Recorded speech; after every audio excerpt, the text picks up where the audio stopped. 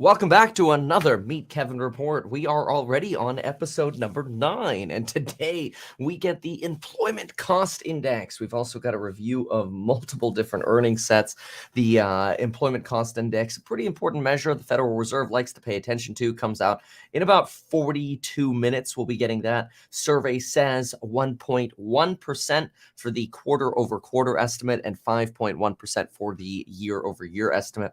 1.1 being slightly down from 1.2 from the prior read, and 5.1 being slightly up from the prior read. So we'll see what we get. Obviously, a soft ECI would be very beneficial to keep the Fed on the path of just a 25 BP hike here in Feb, maybe one more in March, and then a nice little pausey-dawsey in May. That would be fantastic. Bed Bath & Beyond's closing 87 stores and 5 Bye Bye Baby stores. Those are being closed per their Friday update. That it brings them to a total of, over the last year, 150 stores closed, and total projected 287 closures out of 949 stores. That's about 30% of the company is shutting down, and now they're widely expected to actually make their official bankruptcy filing this week. This morning, we got a little bit of a beat from UPS.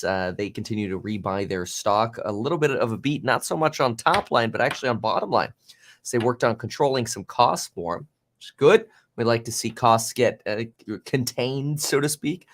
Keeps a little bit of that pricing pressure down. Spotify reported a slightly larger loss than expected, but its user growth actually grew. They grew about 20% year over year, now at 489 million active users, which is remarkable. What's also remarkable, though, is that this live stream gets now posted to Spotify, Apple, and Google Podcasts within about 30 minutes after the end of the stream, which I think is quite useful. Whirlpool actually gave us some positive insight on inflation. They expect to see easing raw material costs provide some relief in 2023. We've heard this a lot now, that companies are starting to see that turn in inflation, and by the second half of the year, they expect to be a lot more optimistic, or at least start seeing those green shoots. Material cost reductions, they're already starting to see the beginning of those come through. Samsung reported some pretty weak earnings, although this was widely expected. They reported their weakest earnings in 8 years, and Samsung sees a recovery also in the second half. With how many companies and earnings calls are talking about the recovery coming in the second half, I can't help but think maybe, just maybe, we might actually end up being in a recession in this first and second quarter here, and then maybe we come out of it at essentially the third quarter, which is interesting because stock markets usually bottom close to the relative beginning of a recession occurring, and so it makes you wonder, would that potentially put us close to that December-January timeframe, which stock markets also tend to bottom about 6 to 9 months before the bottom in earnings. Could the bottom in earnings be the end of the second quarter, which sort of line up with about December? Who knows? Arrival, the EV startup, is slashing half of its remaining staff after having already cut a lot more staff. They're struggling now. Struggling. Well, they've been actually kind of struggling, burning cash. EV startup in the United Kingdom, and they were originally going to plan to build multiple smaller sort of micro factories. I always thought this was a little bit of a silly idea because the point of a factory is to have scale, not a bunch of smaller factories all over the world. But anyway. Now they've decided to ditch their plans to build a factory in the United Kingdom. Instead, they're going to focus on building vehicles out of a United States plant in South Carolina. But that plant's not actually built yet. So now they're not actually expecting to build vans until the second half of 2024. Their quarterly spend, though, is down to about $30 million, and they've got about 6 to 7 quarters of cash as of December. So I think they're kind of going for the hope strategy that maybe somebody will come buy them out, but it ain't looking good. BlockFi just got approval in bankruptcy court just yesterday to start liquidating mining assets, computer equipment, ASICs, thousands of mining machines. Now, I don't think they were a big actual miner themselves, but they were a big financer of Bitcoin machines. So people who wanted to buy Bitcoin machines, borrow money to be able to mine, BlockFi would lend people money. And so then when you repossess those mining machines because people aren't paying, now you get all the machines back, but now you got to sell them for potentially pennies on the dollar at auction. Celsius is doing something similar to this as well. It's kind of a disaster. Bitcoin, by the way, sagging a bit after probably one of the most solid rallies we've seen from Bitcoin in a while. Just in the last about maybe 48 hours, we've gone from that rejection at about 24,000 to now sitting under 23,000. Remember, again, today is ECI Day. It's an important Fed measure. It's probably one of the most important Fed measures that the Fed looks at. So I'd put a lot of, next to inflation, obviously, but wage inflation and services-based inflation because of wage inflation seems to be one of their biggest focuses right now. And the ECI should give us some insight.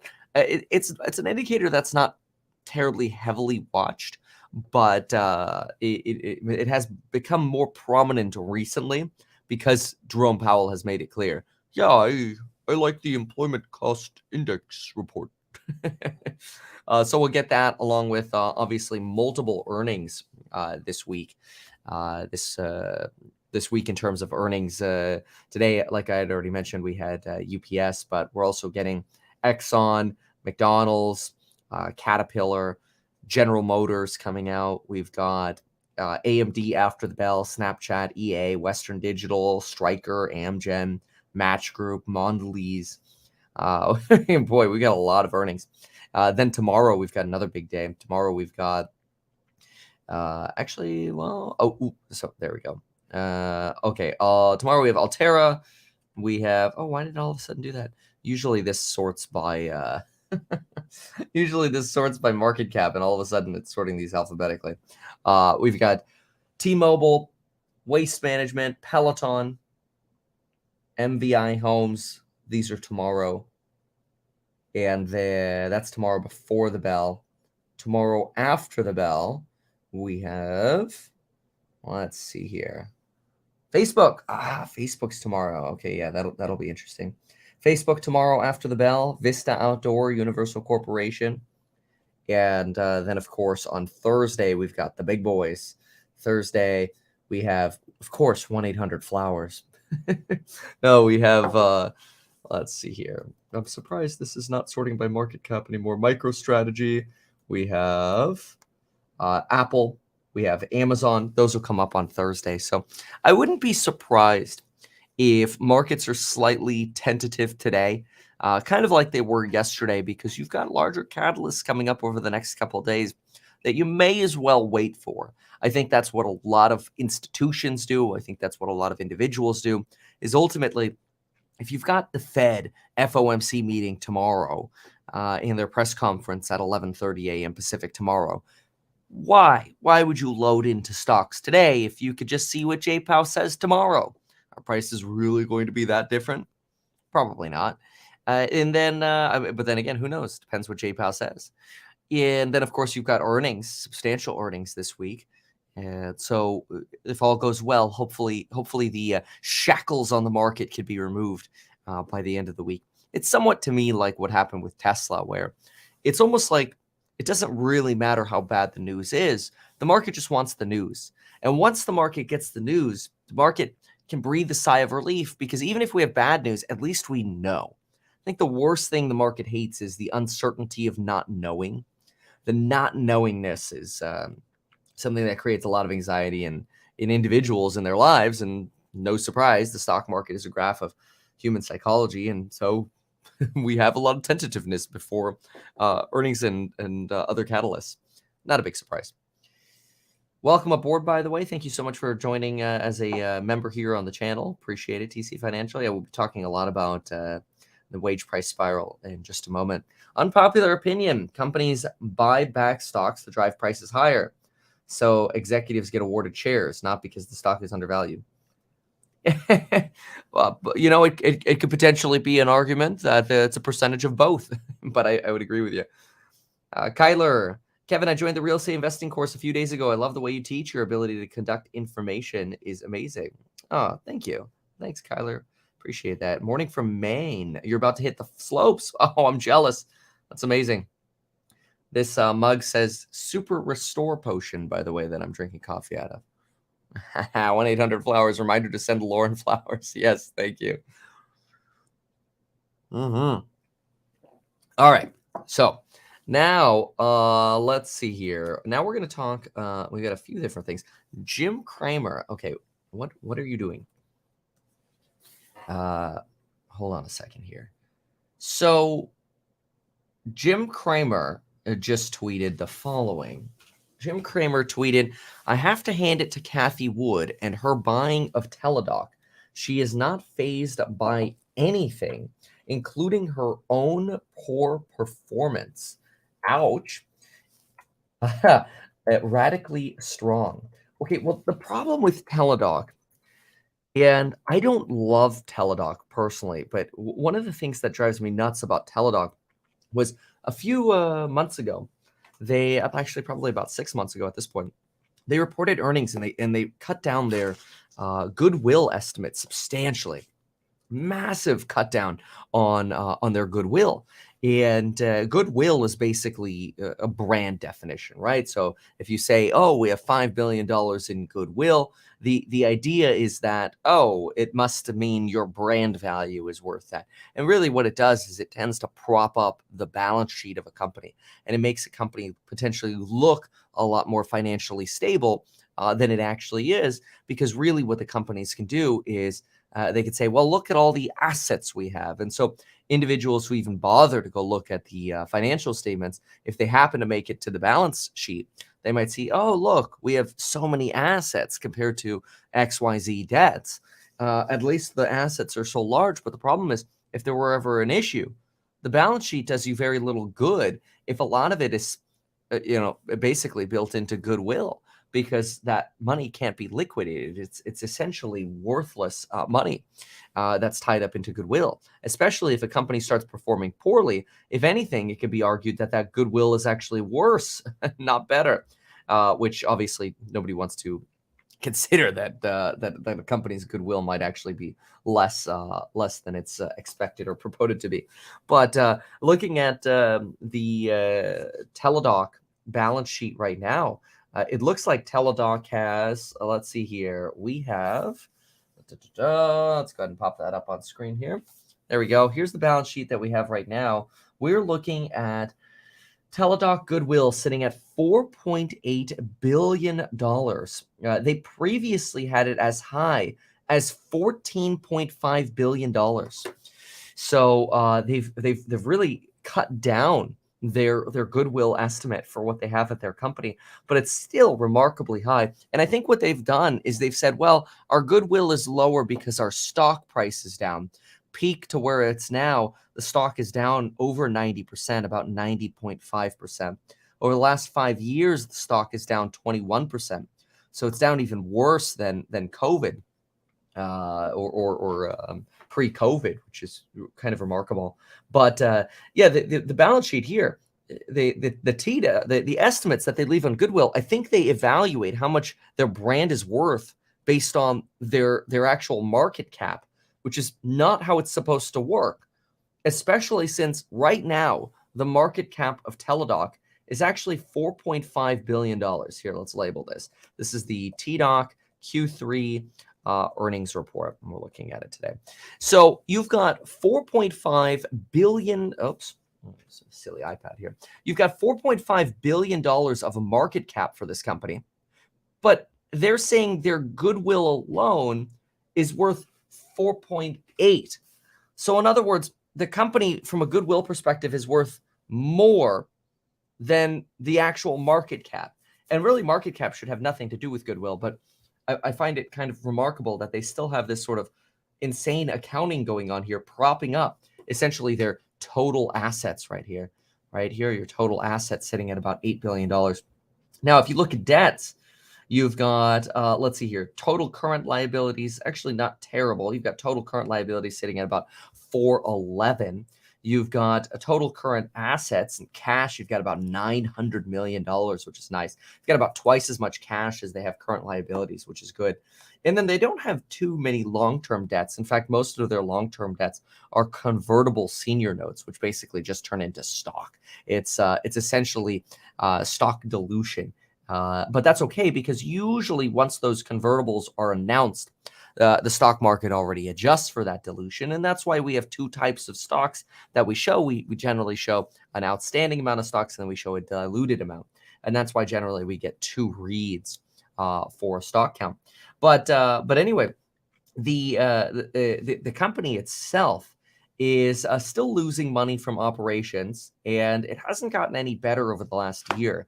We look at revenue at the company, it is up roughly about 19% revenue increase here.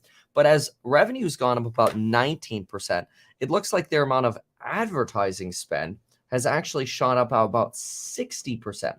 So about 19% boost in revenue coming out of, obviously, and assumptively here, the crazy COVID comps.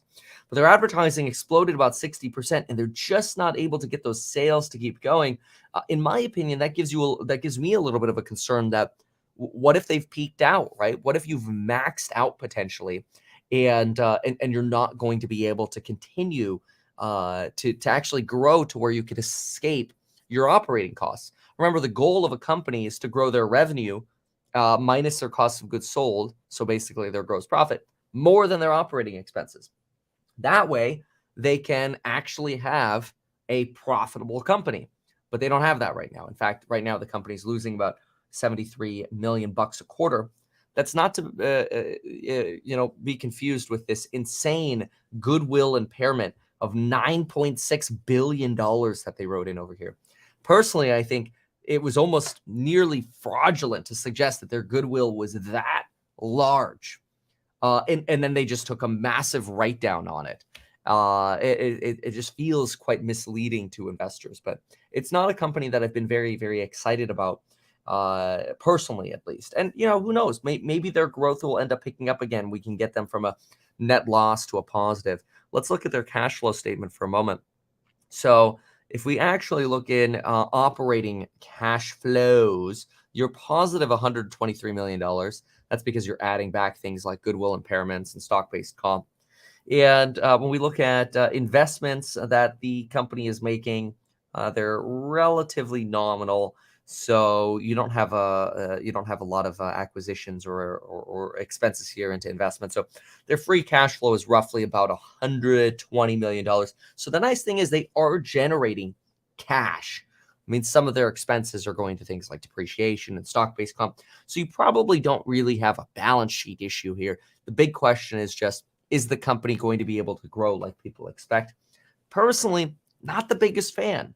Again, I think this was something that really exploded during the COVID era, but the experiences that at least we've had with Teladoc or Lauren specifically have been, it almost has felt like the doctors that you get on Teladoc, and it's, I'm sure it's not their fault. It's probably just the company systems, but they seem to need to assembly line people, and you kind of lose that whole like, oh, my doctor's like, he or she, they know me, right? You lose that kind of connection, and it's sort of like, all right, what are your symptoms? All right, here's your solution. Get out of here, And you know what? Maybe that's good for many things, right? I mean, think about it. Like, if you have an ear infection, you're like, I know I had an ear infection. Can we just get prescribed some antibiotics over here?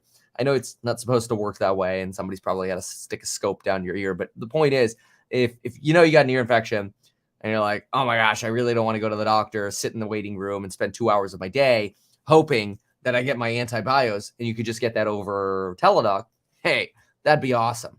But we also know there are a lot of things they can't do. And a lot of things do take in-person meetings. So I don't know. I don't know how I feel about the potential trajectory of Teladoc, but I guess everybody would have their own individual opinions on that. If we do look, though, at Teladoc on sort of a 5-year trend of Google search trends, we get a little bit of insight in that in 2022, you've certainly had more people use or at least search for Teladoc than you had in 2021, or before 2019. But that also then makes me wonder if there's no clear trend to the upside, and if we stay around here and they only grew at about 19% or so last year, does that potentially end up leaving Teladoc stuck in the mud, where their growth ends up flat, and they're losing money, and they've got some funny accounting practices? I don't know. For me, it's not one of the most exciting plays. I imagine they'll do their best to expand their growth. But again, a big red flag that I regularly look at when I do fundamental analysis, especially when we do these fundamental analyses with course members, is we look at how much are they growing revenues. And I never actually calculated it. I just sort of mental math that 611 is slightly about 20%, about 100 mil more. But see, if I actually do the math, it's not 19%, as I earlier said. It's actually only 17.2% revenue growth. All right, so you've got 17.2% revenue growth quarter over quarter, and I can tell you if that's speeding up or slowing down. Financial statements can tell you so much. I'm a big fan of fundamental analysis. Yeah, it's actually slowed down. So you were growing at 19.6% the first 9 months of 2022. Now you're actually growing at 17.2%, yet you're spending 60% more on advertising. And so to me, personally, just as an investor, I look at that and I think to myself, that's a little bit of a red flag. You have a company that's essentially spending to try to induce growth, but it's not able to do so. That sends a signal to me that their good or their service is no longer that self-fulfilling network effect style service where you can kind of get the flywheel in motion and then the product just sells itself. This actually turns into a product you kind of have to really actively and heavily sell to people or companies who end up with company-wide subscriptions for Teladoc and all their employees. And that gets very expensive because employees and salespeople are expensive, especially, I mean, it's great if they work on commission. In theory, then they should make you money, but there are often base salaries involved and benefits. Sales is expensive, but it's also critical. Ideally, the best form of sales is where you advertise once, or you have a product like, I'll create an example. I know I always go back to Tesla, but you make an example like Tesla. You sell someone a Tesla and they buy full self-driving. They tell everyone around them, oh man, you want to go on a ride? You want to see full self-driving? Look at what technology, and people were blown away. That's basically free advertising, right? You don't get that so much with a company like Teladoc, where it's sort of like, oh yeah, I went on a Teladoc, doctor was okay. Had to go to the doctor anyway. Or I don't know, they're kind of mean. Yeah, I don't know. And negativity always spreads like 7 times faster than good news or positive things. Kind of sad, by the way, about social media. You get that a lot in social media as well. I think people are generally more interested in negativity than positivity. But that's drama. After all, that's why and how news gets to spread pretty quickly. Which actually reminds me of, oh, hold on, let's say they can and do write prescriptions over telehealth.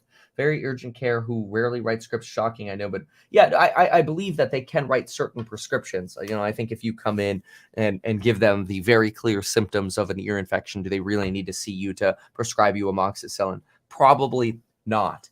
Should they? Probably, because we overuse antibiotics anyway. Probably, but hey, you know what? Good luck, Teladoc. Now, though, we've got to talk about Pfizer.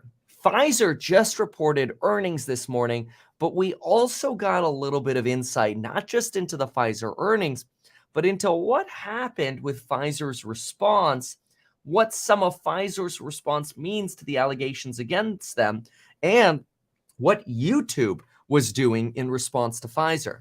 In my opinion, this is shocking because the shockingness of YouTube censoring Pfizer not censoring Pfizer, censoring Project Veritas blew my mind. I'll pull that up and we'll get started on that. All right, 1 second here. I'm surprised I didn't. Well, I partially got censored, but I'll tell you in a moment. All right, here we go.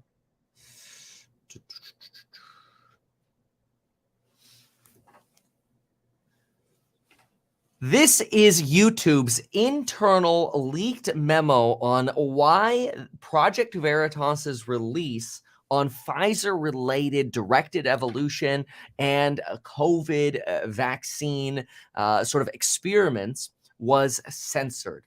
Pfizer, obviously, we know this, has responded. We'll reiterate some of their response in just a moment.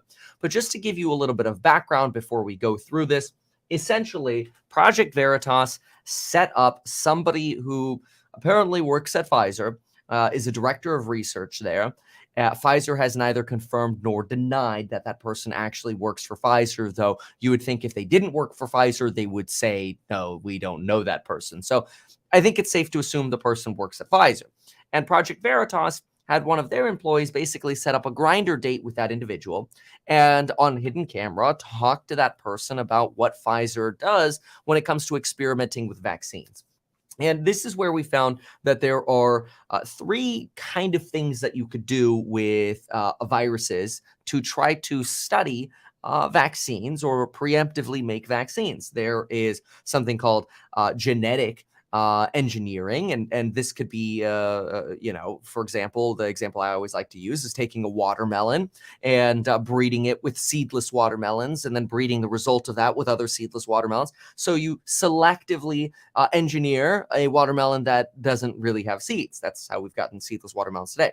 Then there's another version of genetic engineering, which is going into somebody's DNA and trying to slice out the DNA code that creates asthma, let's say, and then replacing that for DNA code that doesn't create asthma, and then hoping your body replicates that DNA code throughout your body and hopefully curing asthma. That doesn't exist yet.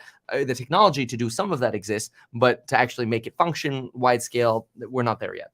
So that's sort of genetic engineering and CRISPR gene editing technology. Then we have this thing called gain of function research, and this is like the hot potato, right? This is like, hey, look, man, if there's a virus that can only infect bats, don't mess with it, okay? Just leave the virus be. Please don't touch it. And if you happen to genetically alter the state of that virus, and now all of a sudden that virus doesn't just infect bats, but it infects humans, you have given it a new function. That is called gain of function research. You've provided a new function to that virus.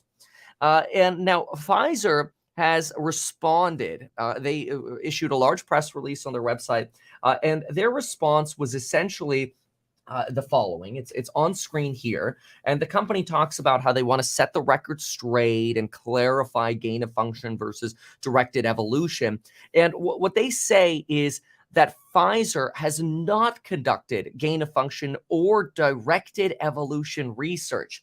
Now, directed evolution is basically just the first one that I talked about. It's genetic engineering by selecting a certain virus or certain strategy over and over again. So, for example, with a watermelon example, you're picking the seedless watermelon over and over and over again. And so you're directing the watermelon to evolve in a way that it doesn't grow with seeds.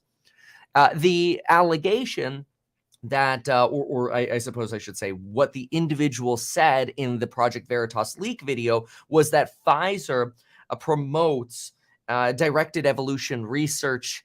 They don't publicly want to say that, but basically they'll infect a monkey with a virus, and then they sort of pick the more aggressive virus and put that, or let's say they infect 5 monkeys with a virus. They pick the one that has the most infectious version, and then they take that monkey and let it infect other monkeys. So that way they can kind of continue taking the most aggressive strains of the virus.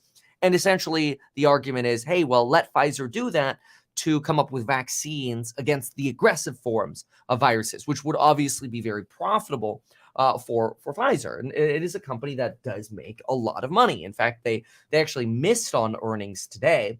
Pfizer missed analyst expectations. Their total revenue came in at $67 billion versus 71. Their earnings per share guidance was for a midpoint of about $3.35 per share versus the $4.31 expectation.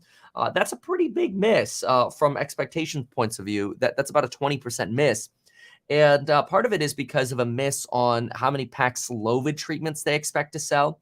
Only 8 billion, still a lot. versus 9.18 expected, and probably, quite frankly, fewer COVID vaccines, especially since the bivalent boosters, at least according to an expose by the Wall Street Journal, are probably not as safe and effective as previously thought.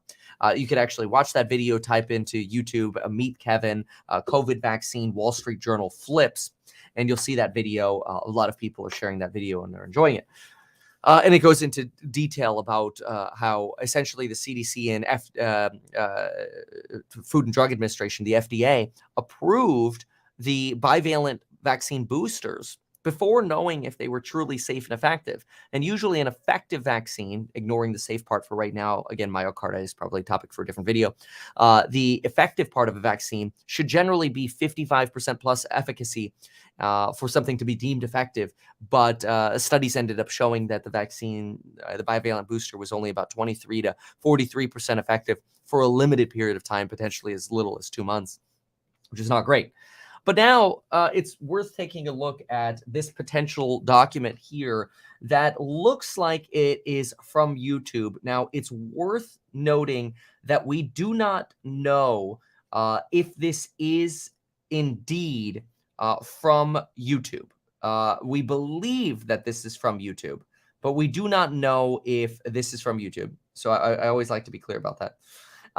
Project Veritas shared that breaking YouTube insider leaks urgent guidance document sent to employees on how to handle Project Veritas's Pfizer directed evolution research, effective immediately January 27th. Now, it's worth noting that what I've described to you for directed evolution, I don't know that society has come up with a very definitive answer in terms of what society wants. Based on, obviously, the backlash that Pfizer has gotten, it appears that most people are not okay with directed evolution. And most people, I think it's safe to say, are certainly not okay with gain of function research. That, again, is the bat can now infect the human, for example, where it previously could not. I think it's safe to say that most people are not okay with gain of function.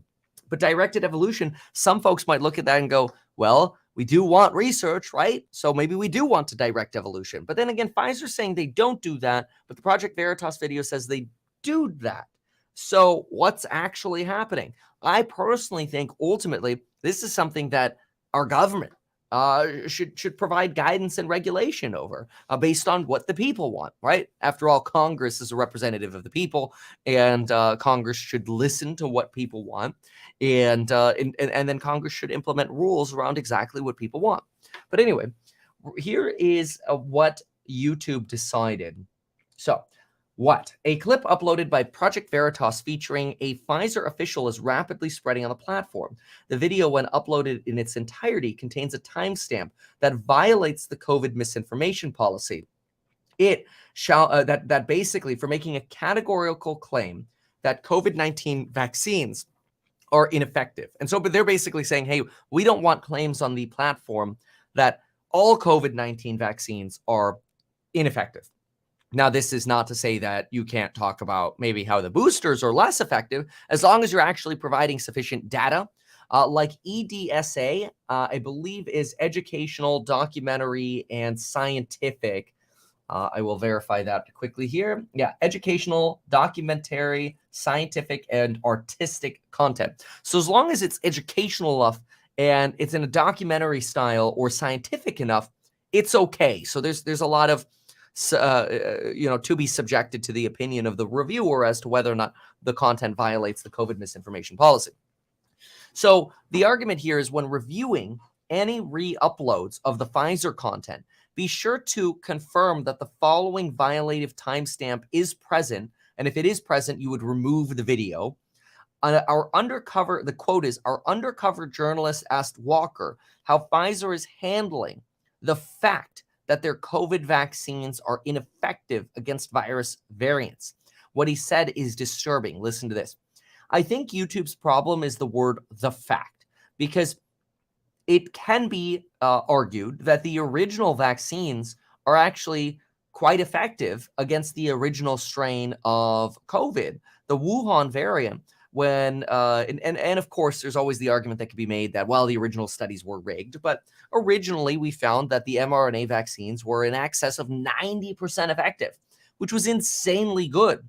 Now, that was for the original Wuhan strain. Future boosters are believed to be less effective, potentially, at least that's what the Wall Street Journal reported, because of this weird biological circumstance known as imprinting, where your body is more likely to create more antibodies against the original exposure to the virus and not subsequent variants. And so I think YouTube's problem here is the fact that without providing additional data, the video clip says the fact that. And so that's probably the big issue here. But what's happening is if individuals who are covering this content do not provide enough educational, documentary, or scientific or artistic data around this video, then the individual channel or content creator could receive a content strike. Now, and if it is approved, then essentially no action should be taken. Now, I responded to this because other creators whom I know have had content strikes put against their channel, essentially deleting the video, and the individuals have received a content strike for covering the Project Veritas video. And what's happened is those individuals, if they get 3 strikes in a row, could end up getting banned from the platform. And that makes obviously people a lot quite nervous. We don't necessarily want, we don't want people getting banned from the platform. We want to be able to share perspective.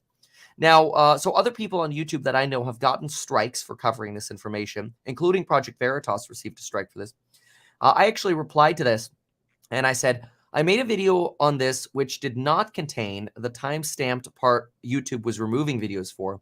However, YouTube still decided to remove advertising revenue from my video, essentially monetary censorship. And then I provided the screenshot for that. This was my video when I covered it. The Project Veritas Pfizer vaccine scandal, the media massacre, and you can see here it has limited advertising or monetization. So this is something that I wanted to just bring some light to. I'm not here to defend ever censorship. In fact, I think it's a very appropriate for this information to be shared, and that's why I'm talking about it. I think it's very great that on Twitter you can freely share this information, and then doctors and other experts and scientists can share their opinion. YouTube, though, and again, this is not a defense of YouTube, it appears they've got some kind of policy that they've enacted, and we don't know why or who motivated that policy or what connection there is to the CDC. After the Twitter files, this is probably a CDC-directed policy. I don't know that YouTube itself is trying to shut this down. I think YouTube is probably just listening to the government contacts that they have saying, you need to shut this down. That scares me more. On one hand, obviously, it's like, hey, well, YouTube should just not listen to those rules. But then also, on the other hand, YouTube might be getting their arm twisted. Remember, Google, which owns YouTube, is under now a Department of Justice investigation over them potentially being an advertising monopoly, when the reality is they control substantially less of the advertising and media spend world than is actually true. YouTube or is alleged.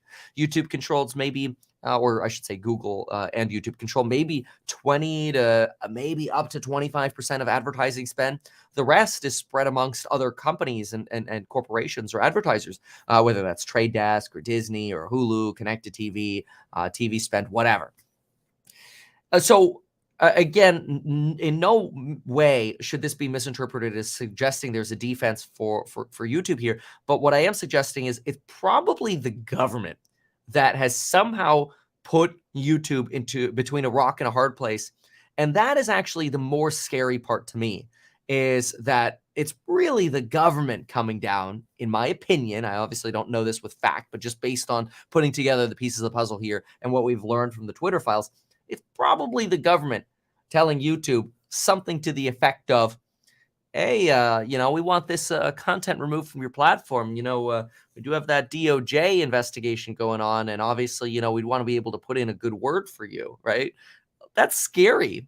That should not be happening. And I think that in one part is probably phase one of what's very scary with what's going on with the Project Veritas video. But the second thing is you've got massive media organizations that are not covering this story at all. I tweeted that, and there are more than these, but it's also quite scary. I tweeted the following: the biggest fraud of the Pfizer and Project Veritas expose was the refusal by mainstream media to cover the Project Veritas story. The New York Times, the Wall Street Journal, the Telegraph, the Washington Post, the Financial Times, Bloomberg, the list goes on. Fox News was essentially the only one who covered it, mostly via Tucker Carlson. But then, they kind of purposefully segment some of those things, which is also weird how they purposefully segment some things just to Tucker Carlson because they suggest that he's more of an opinion anchor rather than a news anchor. That's at least what Fox suggests. So I do think it's interesting that even Fox themselves kind of segments the hot potato, if you will. So those are the two scary things for me: government's involvement in censorship. And then the second is the lack of willingness of mainstream media to cover this sort of information and content. For me, I find that scary and not very good for really the future of free speech and discussion in America. And so that's quite scary. Now, folks, we have to cover the ECI, which we're going to do in about 20 seconds. Employment Cost Index. By the way, when I take a brief pause, it's because I'm writing timestamps, which even if you watch the podcasts and the descriptions of the podcast, you could see the timestamps, or at the bottom of the YouTube video after I post it, you could see these, which is kind of cool. All right, here we go. The Employment Cost Index report is coming out in about 10 seconds. We are looking for a survey of 1.1. This is probably going to move the stock market today. We're looking at 1.1 or less. 1.1 or less. Anything above would probably be bad news. We need to see employment costs go to 1%. Let's go. Good news, good news, good news. Good. Oh, that's great. That is below expectations. Again, the prior report was 1.2%. Now we're at 1 point. Or the survey for this report was 1.1%. We just got 1%.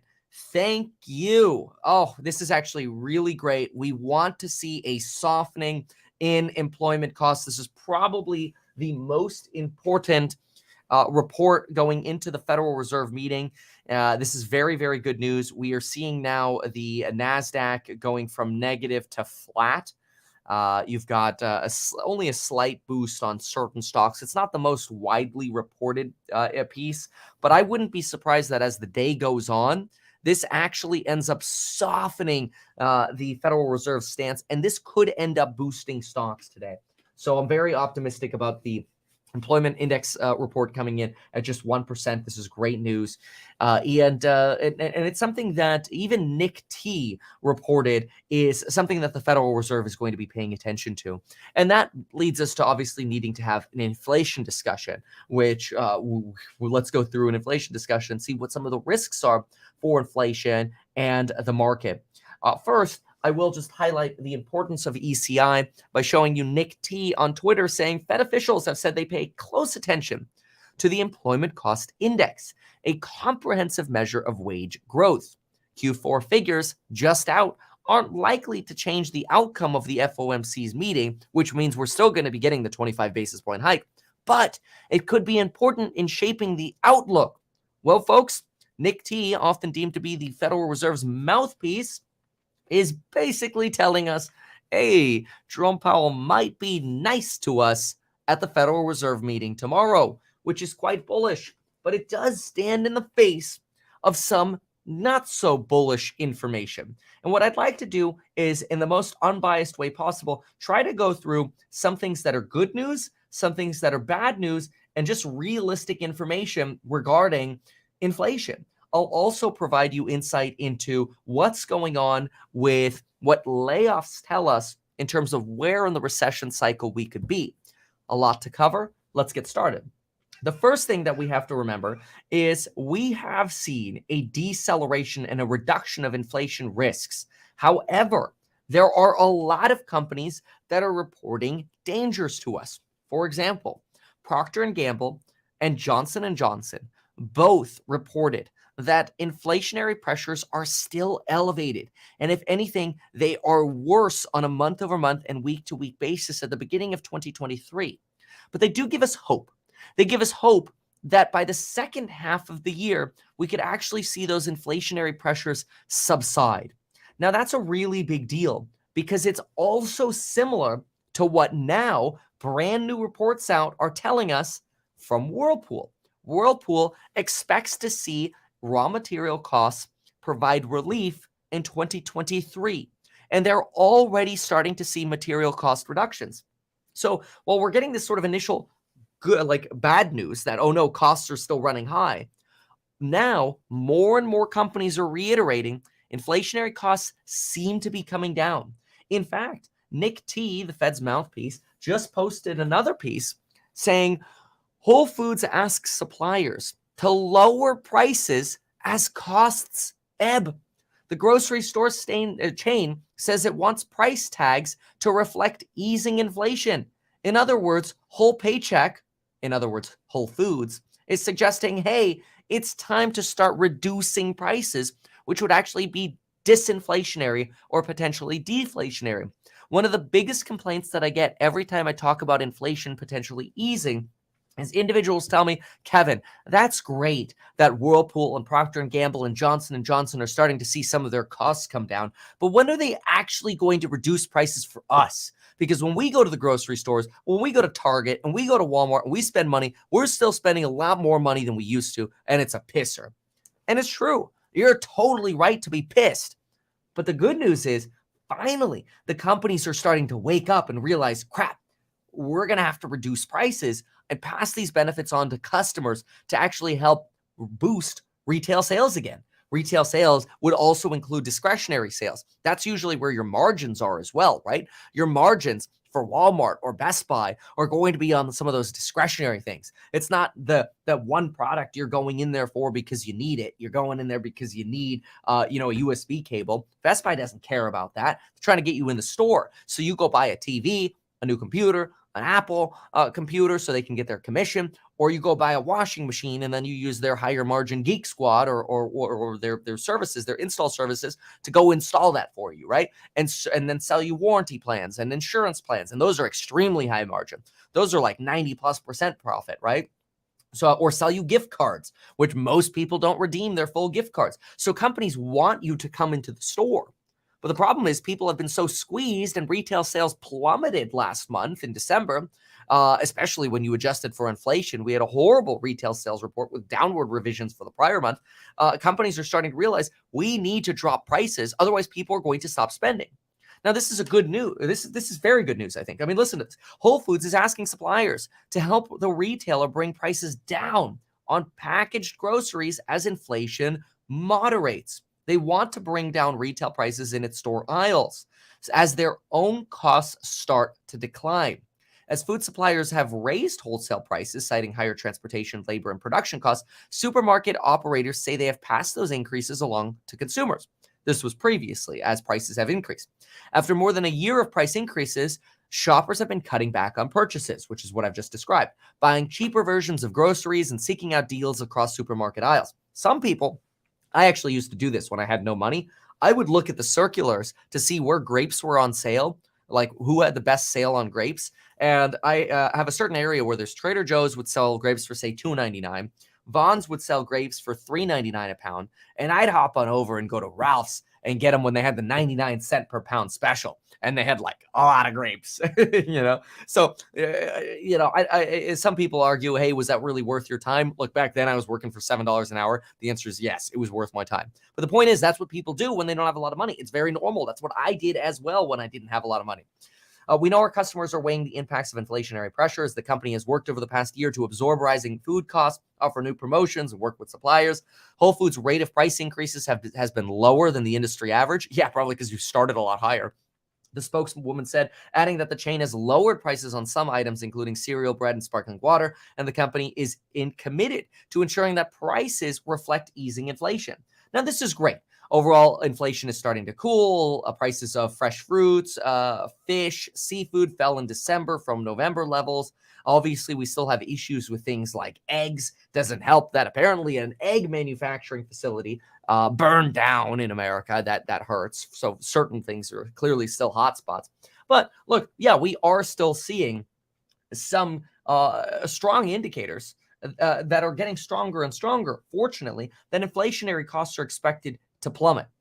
And that's good. That's very good, especially if those benefits get passed on to consumers. Now, while inflation is decelerating, there are red flags. One of the biggest red flags is what some folks are calling the potential for a second wave or a second chapter of inflation. This is what Michael Burry has been warning about. Michael Burry's taking it a little step further. He suggests, look, the Fed's going to ease, the Fed's going to pause, then they're going to reduce rates, they're going to cause another wave of inflation, and boom, we'll be right back to where we started, another disaster where the markets have to fall. I personally don't necessarily agree with that assessment, but that's okay. We'll leave my opinion out of it for right now. Another second chapter version of inflation, though, is a concern that in some areas outside of the United States, you're actually starting to see inflation surprise again. For example, the Spain's Consumer Price Index report just came in at 5.8% versus an expectation of 5%. And this is suggesting that in some emerging markets, we're starting to see inflation become synchronous throughout the world over time, that higher prices in one country lead to higher prices in another country.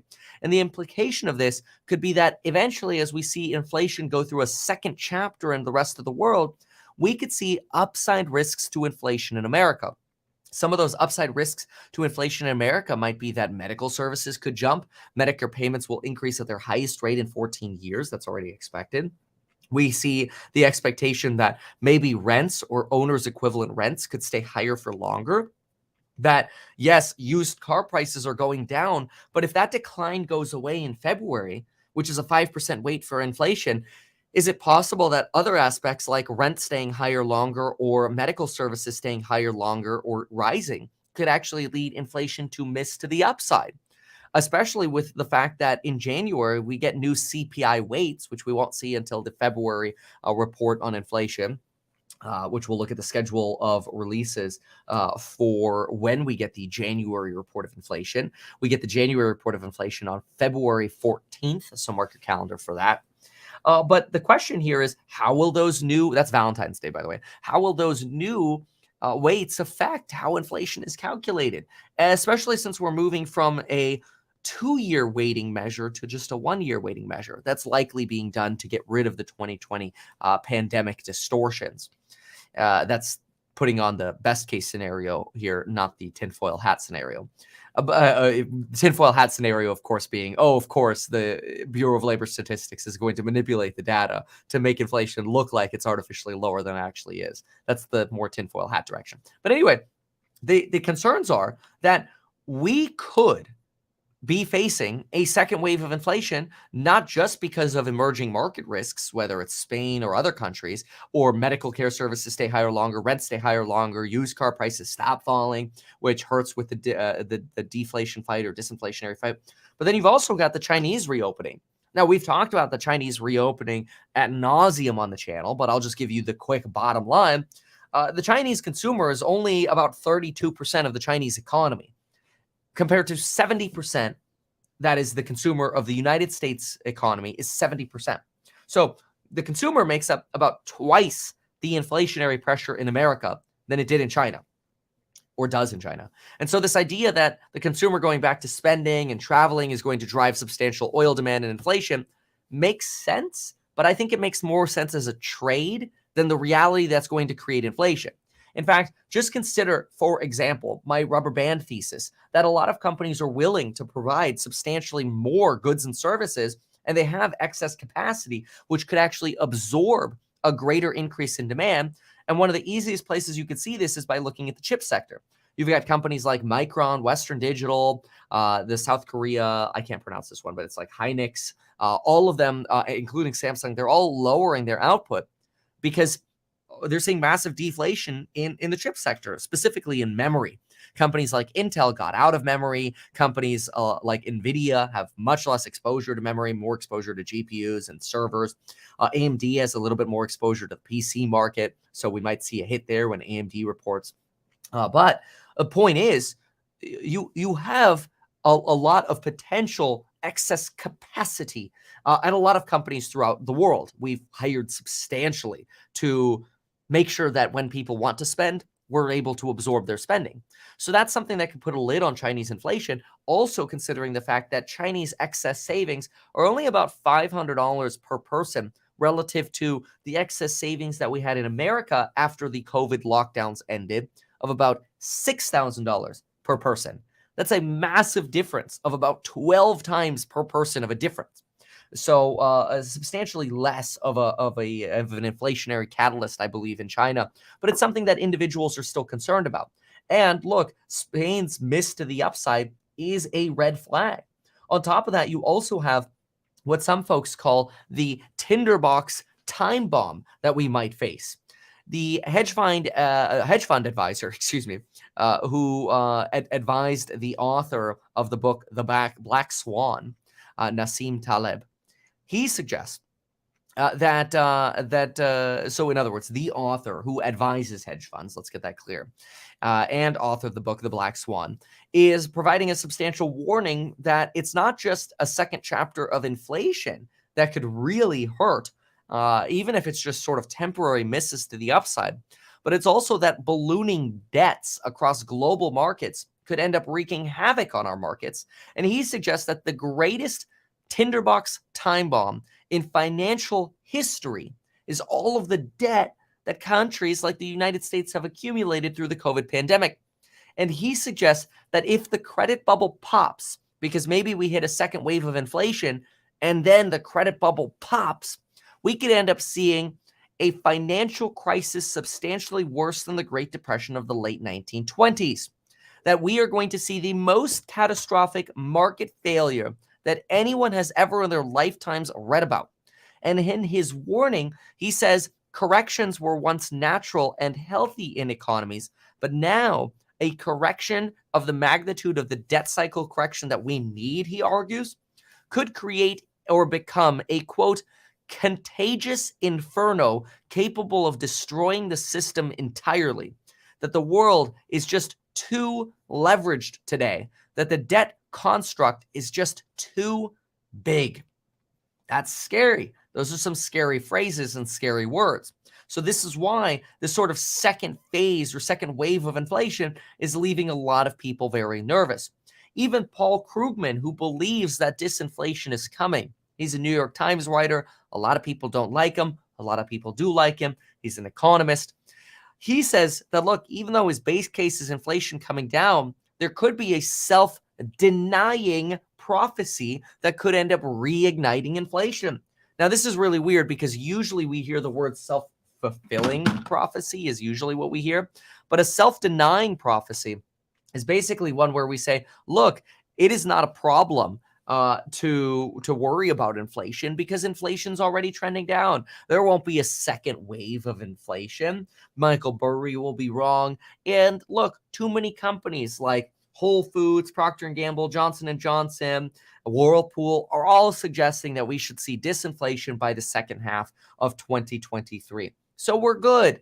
Well, Paul Krugman says that if ultimately we deny the potential for inflation, then we could reignite inflation by just starting to spend again and not worry that the Federal Reserve is going to crimp us and to crimp inflation out. And this is why I think the Federal Reserve is going to be forced to keep sort of that hard face on to make sure that inflation doesn't get out of control and financial conditions do remain at least somewhat tight to prevent inflation from reigniting. So far, though, the data suggests that a lot of this could just be fear, uncertainty, and doubt.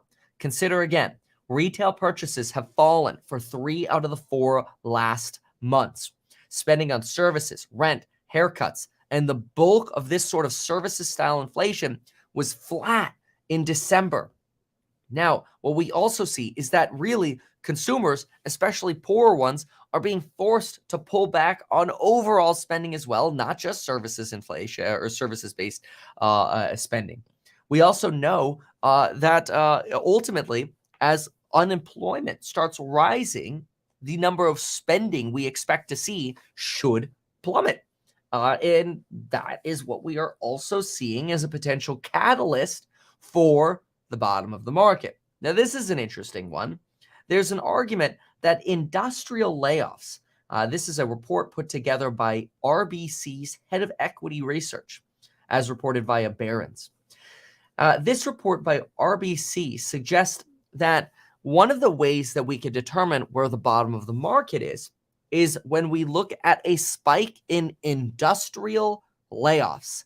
Now, this is interesting because Dow Chemicals and 3M just reported that they're both starting to trim their workforces. Dow Chemicals just reported 2,000 layoffs, and RBC's head of equity research suggests that industrial layoffs are one of the best indicators we can pay attention to suggest that a recession is either already here or around the corner. And generally, we know this, stocks tend to bottom when the recession begins because stocks tend to pull us out of a recession. In fact, what they've done is they've looked at the last 2 recessions, and they suggested that, ignoring COVID, they suggested that the dot-com bubble low of the stock market coincided with a peak in industrial job losses. They also suggested that the Great Recession low came right after a peak in industrial job losses, and they see that happening now as well.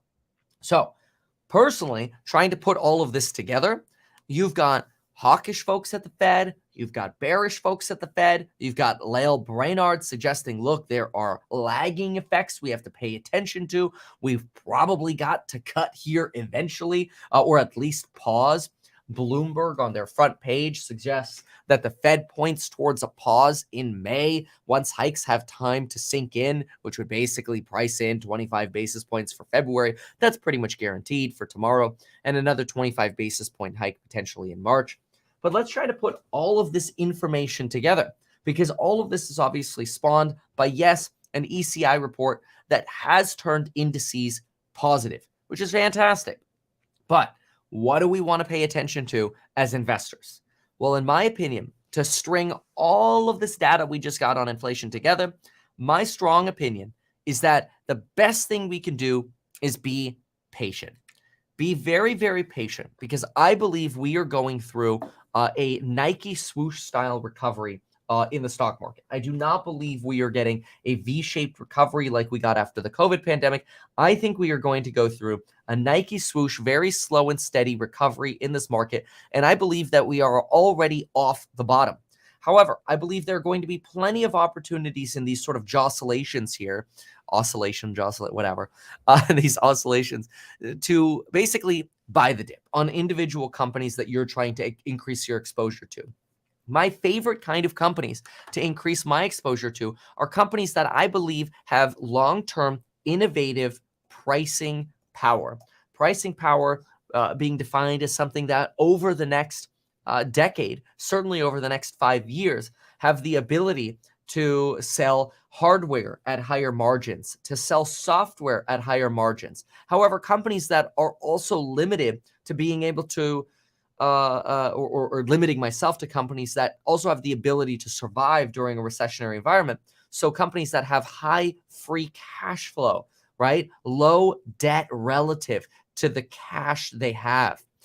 And sort of these innovative plays, whether they are ASML, a company that has a 90% market share stranglehold on the advanced chip manufacturing equipment sector, whether it's potentially a bet on Taiwan Semiconductors and even maybe a hedge of Intel against Taiwan Semiconductors. Yes, I know Intel, which got out of the memory chip business a few years ago, and their valuation has plummeted because their earnings have been terrible. Intel's roadmap for actually competing under the CHIPS Act with massive subsidies to actually buy equipment from Taiwan Semiconductors and manufacture it as their own manufacturing facility or within their own manufacturing facilities in the United States is actually very impressive roadmap. And they probably will be a substantial competitor to Taiwan Semiconductors in the future. But these are sort of chip companies, in my opinion, substantial pricing power, specifically amongst Taiwan Semiconductors, NVIDIA, and ASML.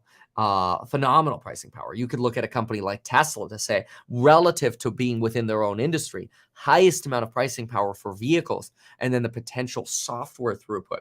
One of the big dangers of only investing in software, though, is that you end up with companies that are losing money or are free cash flow negative, which I think is a very dangerous investment to make during a recession, especially during what I think will be a very sort of bumpy road out of here.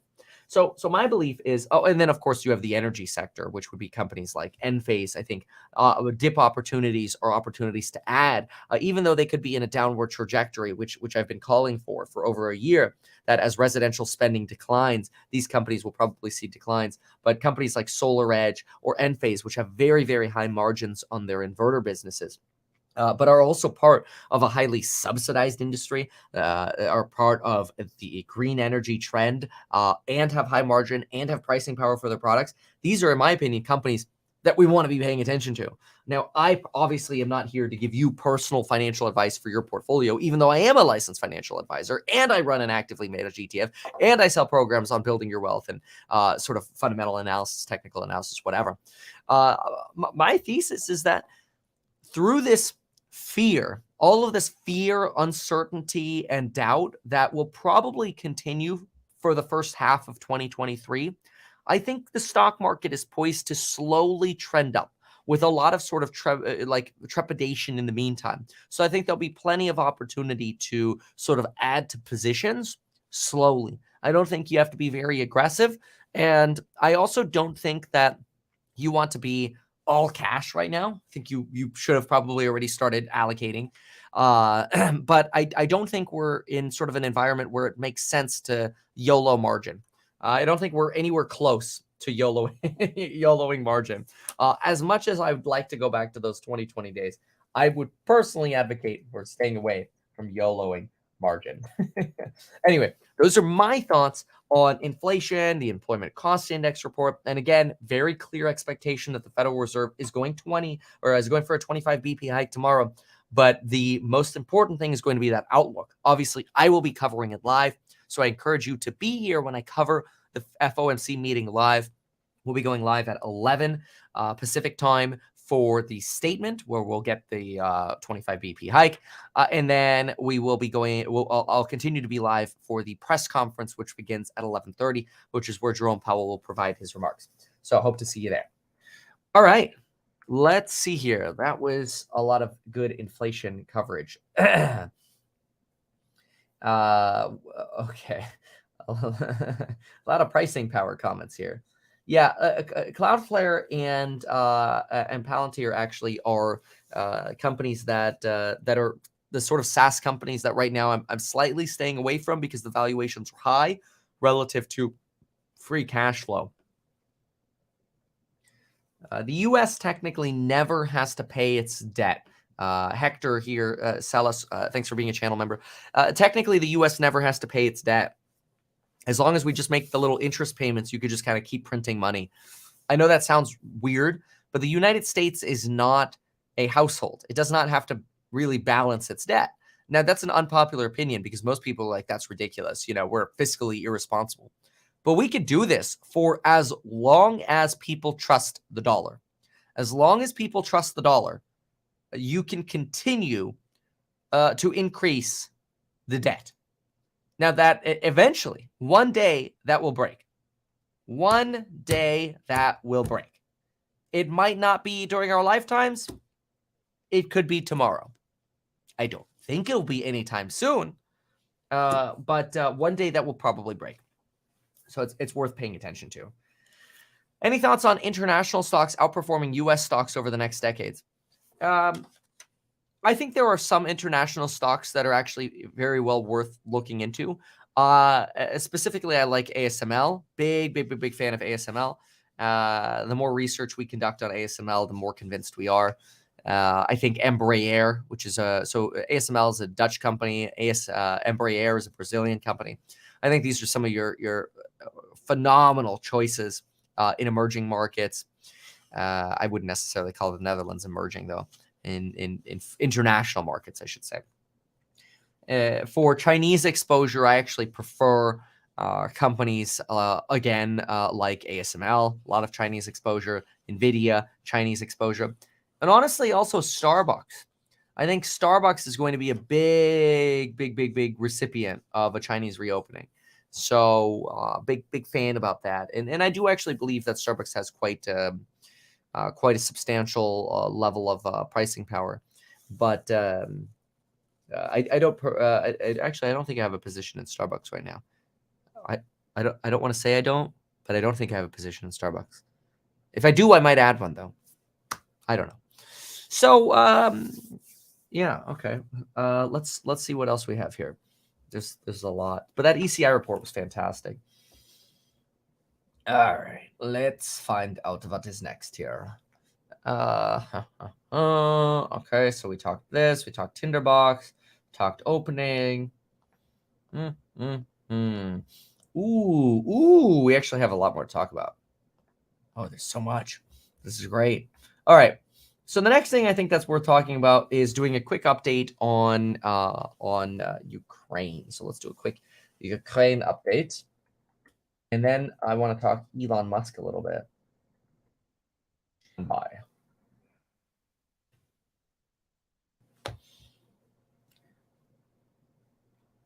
Fascinating reveal on what Mitt Romney thinks about the Ukraine war and what it could potentially mean for the United States. We're going to go through that as well as some other updates. Let's first hit some of the other updates just to get them out of the way. Mr. Olaf Scholz, the Chancellor of Germany, has ruled out the idea of sending jets to Ukraine at this point. But I want to be very, very clear here. Even though Germany is ruling out the idea of sending jets to Ukraine, and even though Poland and the Netherlands are super excited to start providing more military equipment to Ukraine, Germany wants to make it clear that right now they're just focused on tanks, that it is unfair and undermines trust in government to start speculating on jets when right now we need to deliver tanks, which means we are sending Ukrainians to fields in the United Kingdom to start learning how to operate tanks, which could take 5 to 6 weeks of not just mechanical training, but also battlefield tactic training. And it is way too soon to start talking about the idea of ever sending jets to Ukraine. That is what Olaf Scholz suggests, and this is in response to the deputy foreign minister of Ukraine suggesting that the Eurozone should create a fighter jet coalition and not just supply fighter jets to Ukraine, but also HDW-212 Alpha submarines. So that way Ukraine can finally kick Russia out of the Black Sea. Yes, as Ukraine is now getting battle tanks, they are now not just asking for jets, but they're asking for massive submarines. And a lot of folks would say, hey, this is never going to happen. They're never going to get jets. They're never going to get submarines. But let's look at history here for a moment. When Russia first invaded Ukraine, Germany said they would start helping Ukraine immediately. And you know what Germany sent Ukraine? They sent helmets, boots, and bulletproof vests. Then we moved on to working with the United States and sending javelins and Patriot missile battalions or batteries and HIMARS rocket batteries. So we went from helmets to rockets and javelins and stingers, anti-tank and anti-aircraft missiles. Now we evolved to sending armored personnel carriers. And within about a week to 2 weeks of sending armored personnel carriers for reconnaissance, we are sending battle tanks. So I believe it's only a matter of time before the world flip-flops and sends jets to Ukraine. Now, it's also worth noting that Joe Biden back in 2013 or in 2022, it was March of 2022, so roughly a year ago, suggested, make no mistakes, sending battle tanks to Ukraine would be World War III. Make no mistake of that, said Joe Biden. Now we're sending battle tanks to Ukraine, and there's no more talk about this being World War III. So it does raise the specter that maybe, just maybe, we could end up sending fighter jets to Ukraine, because that's sort of the slippery slope that the world economy has gone on. Now, so far, there are many arguments to suggest that, hey, maybe this is a good thing Because really what we're doing is we're fighting a proxy war with Russia, and we're weakening another nuclear power. In fact, that's roughly what Mr. Mitt Romney has to say. But I think it's best to listen to Mitt Romney say that himself. So let's go ahead and react to what Mitt Romney wants to tell us about his thoughts on the Russia-Ukraine war. Another reason that we have interest in what's going on there, and that is because there's a nation, Russia, which is a geopolitical adversary. We're not at war with Russia, but they're an opponent. They actually have 1,500 nuclear warheads aimed at us. And we are, by virtue of supporting Ukraine in this war, depleting and diminishing the Russian military, which is aiming its weapons at us. So this is a good thing for our national security. And by the way, Russia is also China's only real ally. And so if we're concerned about China, weakening Russia is a very good thing. Now that is a remarkable set of, dare I say, transparency of probably what's really going on in the backroom discussions of politicians in the United States. Consider, for example, the CHIPS Act ban on advanced manufacturing equipment and chip sales from going to China. The United States is very nervous about China. And Mitt Romney here tells us that China is basically Russia's largest ally. And China, Xi Jinping, has pretty much only gone as far as passively suggesting that Russia is just sort of exerting their regional dominance. In no means has China endorsed what's happening in Ukraine, and so they've gotten a lot less support than Russia probably expected from China. And China's doing a really good job of trying to respect the international sanctions that the United States has placed on Russia, to the extent that at least we're publicly aware, to make it seem like China, in terms of the world stage, is cooperating with the United States, right? That's at least what President Xi Jinping of China is establishing China's posture as. Mitt Romney here suggests, look, if Russia is one of China's strongest allies, then by weakening Russia, we're also weakening China, which we have the CHIPS Act, which is weakening China. We've got tariffs on a lot of their products and equipment. We've got, including tires, it's crazy. But we've also got an incentive to make sure that countries like our allies, South Korea, Japan, Taiwan, are protected. The United States has multiple times made it very clear that in the event of an attack on Taiwan, the United States would stand ready to help and defend Taiwan. That is a very clear assault on sort of Chinese perspectives of their regional dominance.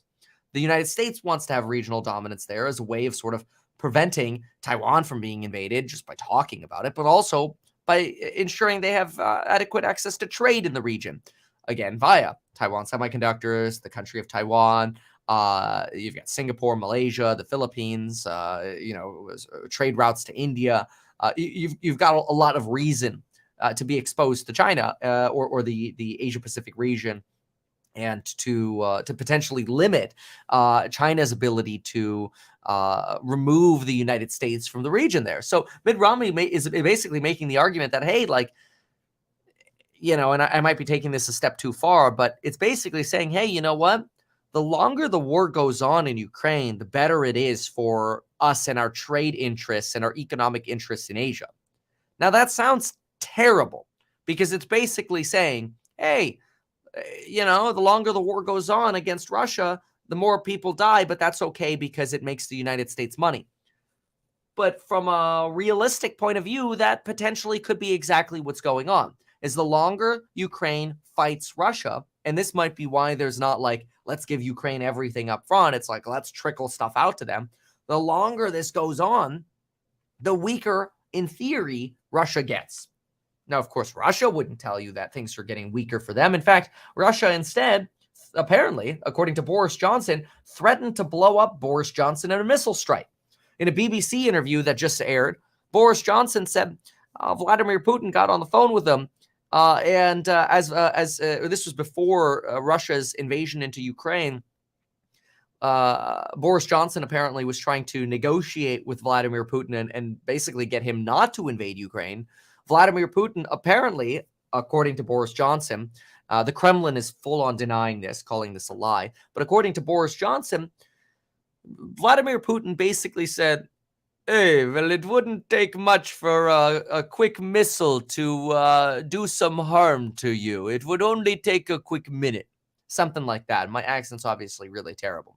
But, that's pretty blunt. It's a pretty blunt threat. And at the same time, as Putin likes to sort of wave his saber, what do we also see is we see Russia now implementing new textbook policies that require that new textbooks for children in Russia be taught about the strategic operation that's going on in Ukraine and basically write history their way. And they'll have a council that's created to make sure that schools are cooperating with the new textbook requirements. Kind of wild. Now, again, Joe Biden and Olaf Scholz right now are suggesting there's no way we are talking about sending jets to Ukraine, though we expect it's very likely for there to be a substantial flip-flop on that, especially since now the Associated Press is reporting that an advisor to Zelensky, quote, or suggests, quote, fast-track talks are taking place for jets. Wow, that's pretty fascinating. So wouldn't be surprised to see jets getting sent over to Ukraine pretty soon here, especially since at this point, Putin has certainly given very few indications of ending the war. And clearly, as Mitt Romney mentioned here, the more we weaken Russia, not only is that good for us economically in the Asia-Pacific region, but it also weakens a nuclear adversary who, in the words of Mitt Romney, has 1,500 warheads aimed at us. In addition to that, you don't yet have sort of a large-scale uprising against the war within Russia. That is, the people within Russia are not really trying to overthrow their government for anger around this war. Now, of course, they're being peppered with content that is clearly very biased. Of course, we probably are also getting content and perspectives that are very biased to the opposite direction. But, well, you know what? We are going to see how all of this evolves. At the same time, though, Japan, according to a Bloomberg piece, is rearming their own country at a dramatic scale.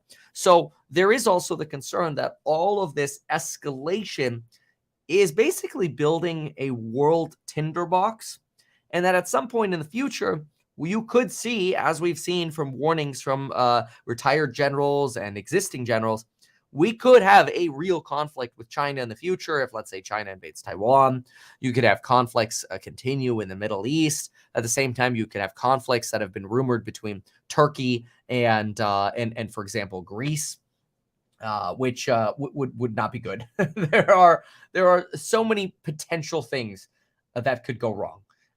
And I think renuclearizing and rearming the world should create some more fear than optimism for the direction we're heading in. Here, for example, is a Bloomberg piece here, and it just sort of reiterates this part about Japan. Among the simple historic lessons being neglected is that governments everywhere are prone to grow more reckless as military escalation begins to seem the only route to peace. The leaders of Japan, another militaristic terror of the 20th century, are rearming their country on a dramatic scale, even as the cost of inflating its already extraordinary, or even at the cost of already inflating its extraordinary fiscal deficit. So in other words, the more countries arm and the more countries get better and stronger weapons and new weapons because they've given Ukraine their older weapons, the more likely it is we see more military escalation throughout the world. Scary times. All right. So let's see here. Next up, let's take a brief listen to CNBC here. Let's see what they have to say. That was obviously our Ukraine coverage. There we are in the No, you have your safety's first, dude. safety By always the way, first. safety There's never takes a cafeteria in vacation. Guyana, but Guyana, I mean, they could get up to, you get up to 1 million barrels a day. Okay, at but some did you hear point. what Darren Wood said? I did. I heard a He lot said of that what Darren Woods you said, and regarded obviously the I've spoken president's- with Darren Woods a lot. He said the president was ill-advised. Actually, we should take a listen. He said because I think he said he was the White House fired back against Chevron recently, Why did he criticizing go their buybacks and dividends. Meanwhile, you got a company made $56 billion this year.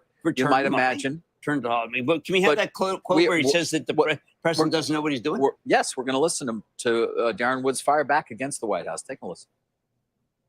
The White House needs to get its facts straight. If you look at what we've been doing, we've invested more than any of our other peers. And as I said earlier, when times were toughest, we were out there investing at a level that exceeded anybody else in our industry.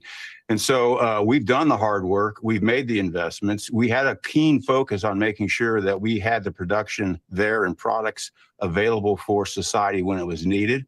When the call came, we answered it.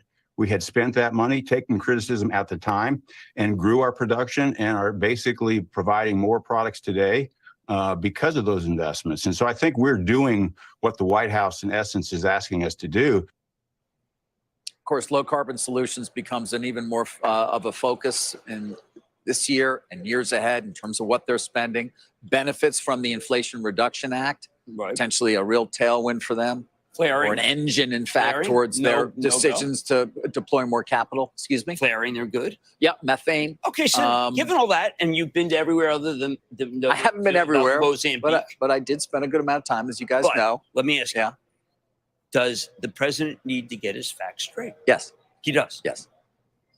Yes. Yeah. Oh my gosh, Jim. Okay, I'm going to pull off Jimbo here for a moment. We've got course member live stream coming up probably within about 12 minutes or so. We'll hop over to course member live stream. We've got Invitae down about 5%, Bed Bath & Beyond down about 5%, Toast down 3.6%. You've got Pfizer down about 2.3%, Tesla down about 1.14%. GM actually rallying up about 6.9% after their earnings. In fact, let me take a brief look here and see what we got from GM earnings. General Motors earnings, they must have come in better than expected. But let us find out what the numbers were for GM, and we will know. All right, launch. Come on, baby. All right. GM to benefit greatly from the Inflation Reduction Act. GM CFO says automaker is not prepared for a price war. Mary Barra says that vehicles are priced where they need to be. GM sees discounts on models increasing this year. What is that? Wait, so on one hand, they see discounts increasing this year, but vehicles are priced where they ought to be. GM aims to boost inventory up to 60 days by year end. Mary Barra sees demand for Chevy Silverado EV into 2024. Yeah, it's probably because you're only making 10 of them. Okay, sorry, I'm being facetious. GM planning more than 4 EV battery plants. We're not planning layoffs. GM Barra sees company doubling revenue by 2030 to 275 to 315 billion. They've secured all the battery material they need to build more than 1 million EVs annually in the United States.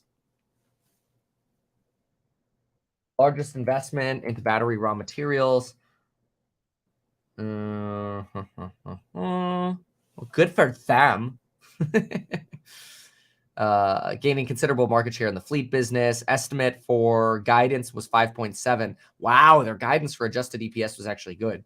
Adjusted EPS guide average midpoint was 6.5, and the estimate was 5.7. Pretty good. It's actually pretty good. We'll probably go through this in the course member live stream. Net sales came in at 43 versus 40. Might go through the document in detail there. All right. Next up, we got to talk about Elon. Stand by. Who's that guy? Who do I sound like? Morgan Freeman. Stand by. No, I'm not going to pretend I sound like Morgan Freeman. Anyway. What's at stake for Elon Musk's lawsuit? It is $6 billion of potential costs for Tesla, which would basically mean they have to borrow lots of money. And given that they just opened up a credit line for between $5 to $7 billion, which is supposed to be to help them facilitate the building of electric vehicle plants and battery plants, it comes at an interesting time, since while Elon Musk and Tesla are being sued for Elon Musk's taking Tesla private at 420 tweet from 2018, the potential damages could be as high as $6 billion per Bloomberg. Now, investors are claiming that Tesla stock was artificially inflated by about $66 during the period of time that immediately after Elon Musk tweeted taking Tesla private at 420, and then right before Elon Musk ended up posting a blog on the Tesla website suggesting, no, we are not going to end up taking Tesla private. Now, Bloomberg suggests that there could be a potential for a settlement that is substantially lower than a $6 billion deal. Usually a settlement would be worked out after Tesla and Elon Musk in the event that they end up losing. So a settlement would be potentially to the tune of 10% of the alleged damages. Anywhere between $500 million to $1 billion is the potential damage that Tesla would face in the event of a settlement after a loss. Now, you might ask yourself, why would anyone settle after they just won? Well, it's because Tesla is very likely to appeal the loss, and generally you can only appeal if your due process has been somehow violated. But Tesla has already basically set up all they need to be able to appeal, because the judge in the case who's presiding this case has already told the jury that he believes Elon Musk's tweets were misleading. Now, an appellate court may end up determining that the judge in this case calling Elon Musk's tweets misleading could end up being something that a jury should determine, not an individual judge. That then gives Elon Musk and Tesla a potential to appeal losing this lawsuit for a lack of due process. However, an appeal could take over a year to be heard, so that would be into early 2024, and an appellate court could end up ordering an entirely new trial. And that gives Tesla a lot of settlement leverage, because even if the people suing Tesla and Elon Musk now win, if it goes to an appeal and then a new trial happens, they might not win again. And Bloomberg believes that this gives massive settlement leverage to Tesla and Elon Musk. Remember, these lawsuits were all filed in about mid-2022 for this issue back in 2018. Bloomberg thinks there's about a 50-50 chance that Tesla and Elon Musk win or lose. What's interesting, though, is the lead plaintiff, this guy, Glenn Littleton.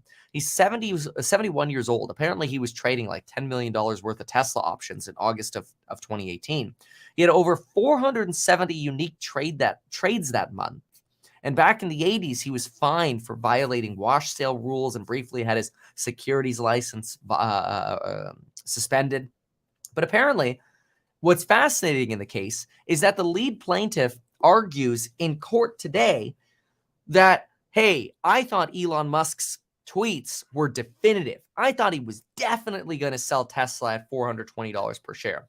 But emails have actually now come out through the court case, and emails show that he didn't actually think the case was definitive, or that Elon was definitely going to take Tesla private at $420 per share. Zero Hedge provided those two emails, and Glenn Littleton here writes, I got out of the obvious stuff because a lot of people thought it was a hoax and still had bids out there. I saw so many red flags with Elon and Tesla, too much drama. So in other words, while he thinks it's definitive that Tesla is going to be taken private, that's at least what he's alleging in court. In emails at the time, he's saying, seems like drama, seems like a hoax. And then he says over here, there's so much risk in these options, as you can imagine. If this rumor of Elon taking Tesla private at 420 is correct, then the strike prices, except calls below 420, become worthless, correct? This is basically if you have out of the money calls for, let's say, $500, but the company goes private at 420, then those calls above 420 might either be worthless or settle at a lower price, or probably just honestly worthless. And so that's a risk. And so he's alleging that he lost money because he had to close certain positions. Forget about the option stuff for a moment. The point is to say that here's a guy who's arguing in court. I definitely thought it was going to go private, but in emails, he's like, it sounds like a rumor and a hoax. On top of that, apparently, during the actual coverage period, he actually made $2.4 million on options. So he actually made money. He didn't lose money on his option trades. And now, in fairness, he did have to close some other positions, some of those longer-term call options. But by the time his longer-term call options would have expired in January, he would have ended up losing all of his premium on those because of not only theta decay, but also because the call options would have not actually hit their strikes. So we could potentially have lost more money. So a prior judge who's heard this case has actually said and declared that the lead plaintiff in the case against Elon Musk would have potentially lost more money. So if anything, Elon Musk helped the lead plaintiff, A, make money, and B, lose less money. So I think it's going to be really hard for a jury to find that Elon Musk is somehow liable for this lead plaintiff losing money, when the reality is he actually made money or potentially lost less money than he otherwise would have. But the argument still exists that, well, what if Elon was wrong to say that funding was secured? Well, Elon believes that funding was secured. In fact, not only did he believe that funding was secured because the private investment fund of Saudi Arabia was going to take Tesla private and had been wanting to take Tesla private for a while, but according to board meeting minutes, Goldman Sachs and Silver Lake assured Tesla's board of directors that funding was available from a variety of sources. All of this is coming out in the lawsuit. Another thing that's coming out are actually text messages, which because they're being submitted as court evidence here, we have to evaluate as likely being accurate text messages, but who knows, people can fake text messages. But this seems like a reasonable discussion that was had, and it kind of shows the frustrating position that Elon Musk was in. So apparently these are texts between Elon and Yasir, who Elon Musk believed was the representative of Saudi Arabia's private investment fund that could have made the decision to help Elon Musk take Tesla private. And so here you see an article that Elon Musk sends to the individual saying, Saudi Arabia's private investment fund has shown no interest in helping Tesla's buyout. Elon says, what the hell is going on here? This is false. Yasir replies, this is not true. Nobody talked to them. Okay, so it's really clear that something weird is going on here, because the article is saying Saudi investment fund has no interest in helping the Tesla buyout. And now the individual is saying, no, that article is not true, which basically says, so you are interested in helping Tesla do their buyout, right? And then he writes, good morning, Elon. Want to check in with you and your team to see if you'd be able to start sending us information. We could have a kickoff team so that we could talk about the investment. Basically, he's like, hey, I got to sell the idea of taking Tesla private to the other people involved in the private investment fund.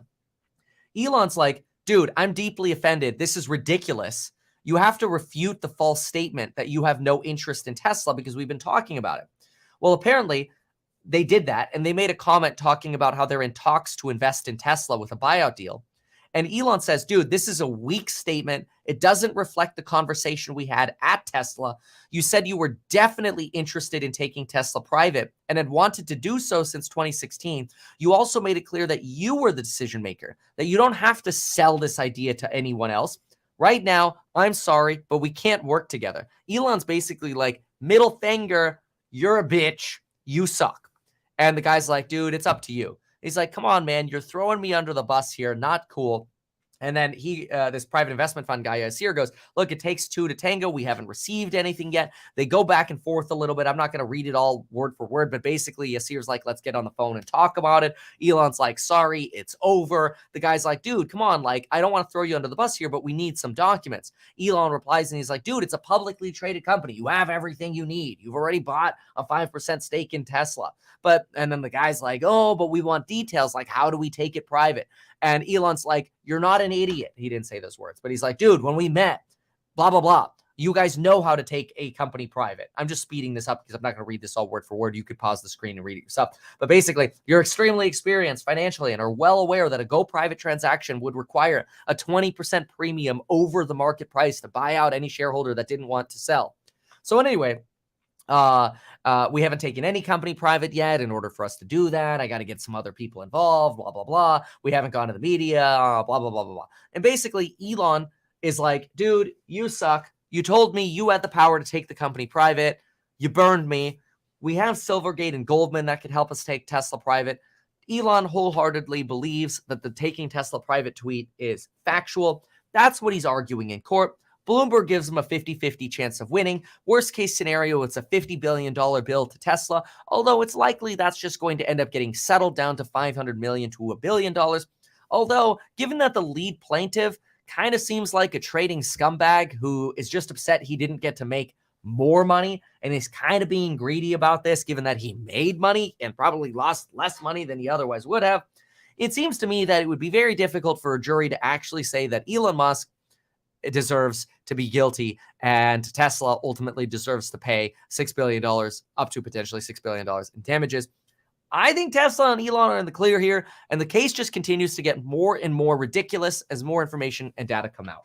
Now, with that said, I'm going to hop on over to our course member live stream. I love y'all, but I also love my course members, and I promise them the opening bell and some fundy analysis. So goodbye, Godspeed, hopping over there now. I love y'all. Goodbye.